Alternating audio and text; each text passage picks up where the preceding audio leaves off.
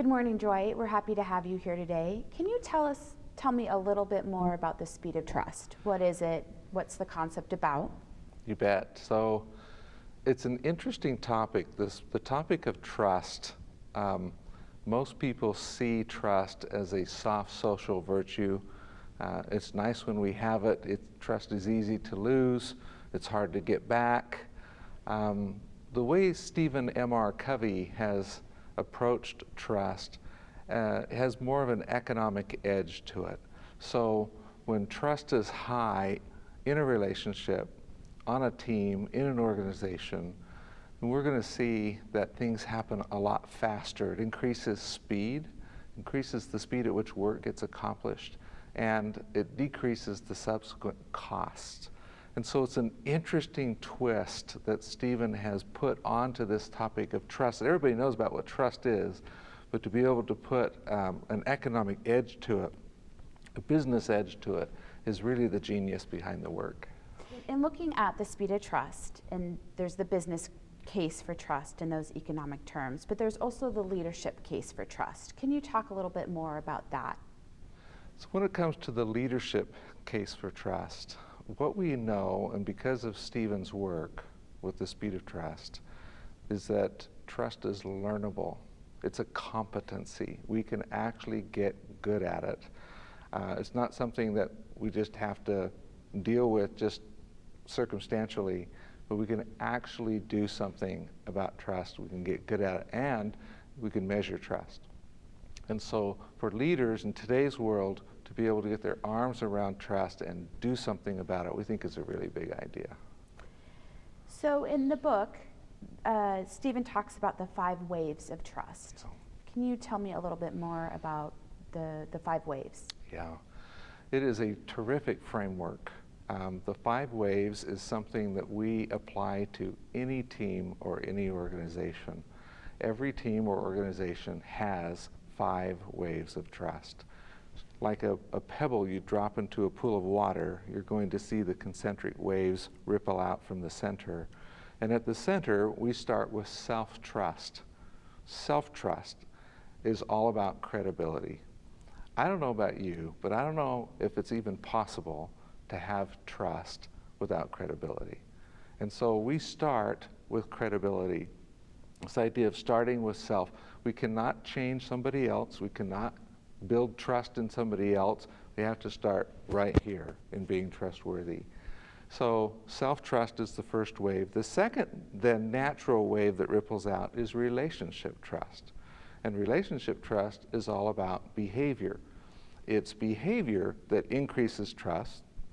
It's behavior that decreases trust.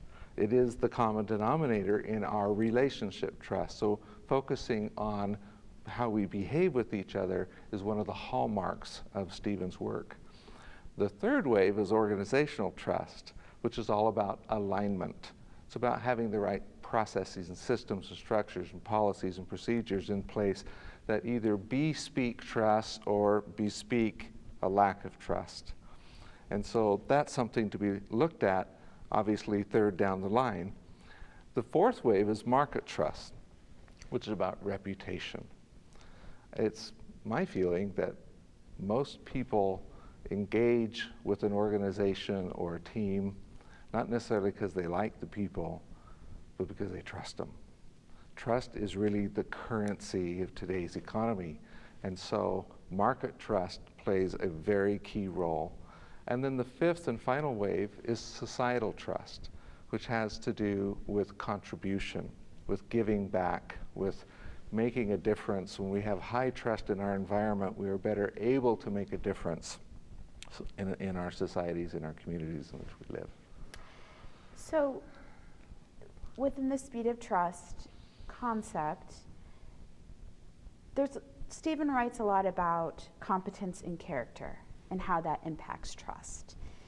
And if you can just say a few words about each, what competence is, what character is, and how that impacts trust in organizations and with leaders. Yeah. If you remember when I talked about the 5 waves of trust, we talked about self-trust is really a function of credibility. Well, credibility is a function of two things. You've just said them, character and competence. If someone is to be credible, you just can't have them be competent only and without character. And if someone's to be credible, you just can't have them be with character and without competence. You have to have both in order for a person to have credibility, believability. Character is a function of our integrity and our intent, and competence is a function of our capabilities and our results. And in the work that we do at Speed of Trust, we take a deep dive around those elements so that people can actually consciously, deliberately grow their credibility. So sometimes in an organization, trust can be diminished. It can be lost. So what's one tip you would give for restoring trust within the Speed of Trust framework? If there's one tip, or if there's maybe, or even two, or just when we think about how to restore trust? Yeah, that's a really important question, and one that everybody can relate to.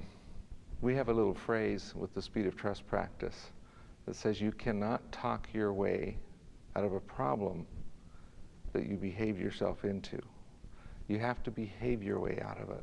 So if a person's truly to be congruent as an individual and we've messed up, then our opportunity is to behave ourselves out of the problem rather than justify and rationalize and get involved with what we call counterfeit behavior to underscore our position. We feel like if we can learn to behave ourselves out of the problems we behaved ourselves into, then that is one important tip. I would say another important tip for restoring trust is first to realize it's not always worth it to restore trust.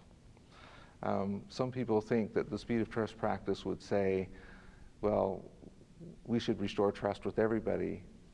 And I would say that's not true. In some cases, it's just not the right thing to restore trust. In most cases, it is possible to restore trust, and we would say we can restore it a whole lot faster than most people think is possible, only if we behave ourselves out of the problems we behaved ourselves into. That is a great tip. One last question for you, and that is, there's myths about trust, and we opened and you talked about it. Some people view trust as a soft social concept.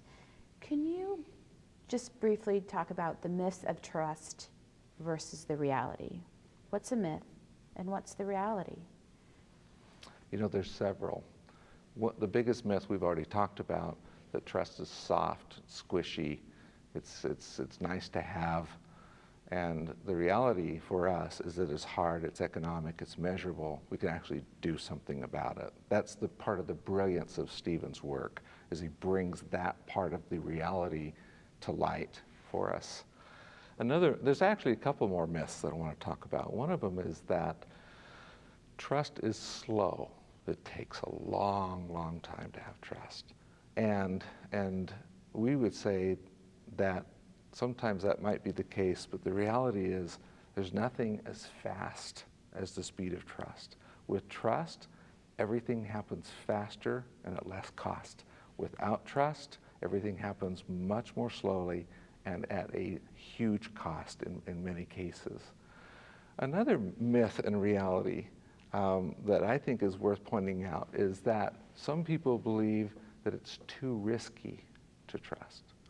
And so their paradigm is, the filter through which they see the world is, I'm not going to trust until I verify first, verify, then trust, rather than trust and verify.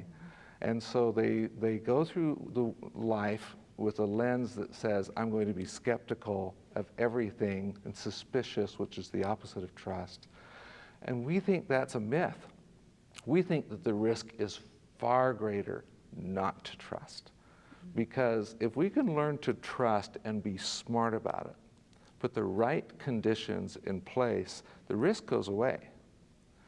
And that sounds kind of like a blanket statement, and I don't mean it to be that way, but generally speaking, we believe the risk is far greater not to trust than to trust. I mean, look at the cost of not trusting. Look at how it slows everything down and costs more. I can give you scores of examples of teams and organizations we've worked with that are just mired down in the muck because they just don't trust each other. And yet, when we can get them to realize that it's a bigger risk not to trust, the cost is too great, and teach them how to trust conditionally and to be smart about it, then things change. And people are feeling a little more liberated, and things can happen a lot faster and a lot less of a cost. And it's that, to close, it's not blind trust, but it's smart trust. Yeah, Talk about yeah, that. there is a big difference between blind trust. I like to be very clear with the people that I speak with that we in no way advocate blind trust at all. We don't think it's smart to have blind trust. Sometimes I call it dumb trust. So we don't advocate blind trust at all. But we do advocate smart trust. There's a whole part of our methodology that puts criteria in place for a person to be able to work their way out of the paradigm that it's too risky to trust and into the paradigm, okay, I'm willing to trust, but here's the criteria that I have to think through that can allow me to trust and to be smart about it.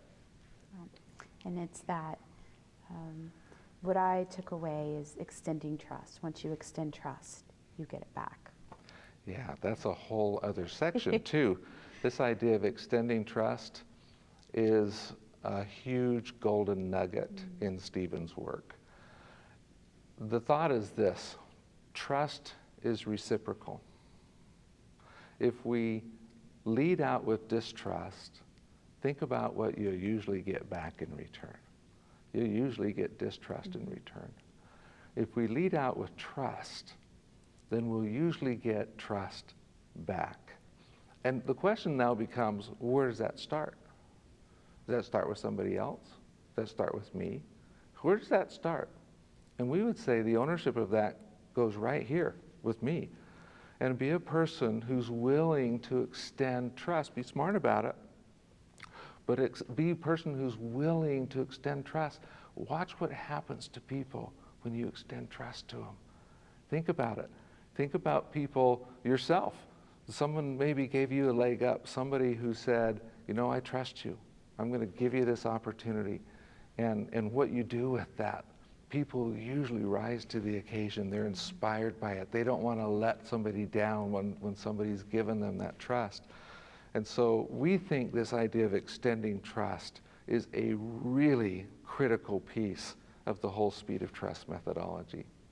Well, I won't let you give too much away, but I wanted to say thank you for your time today, and thanks for attending NCSL's Legislative Summit to talk about the speed of trust. Thank you. You bet. Thank you.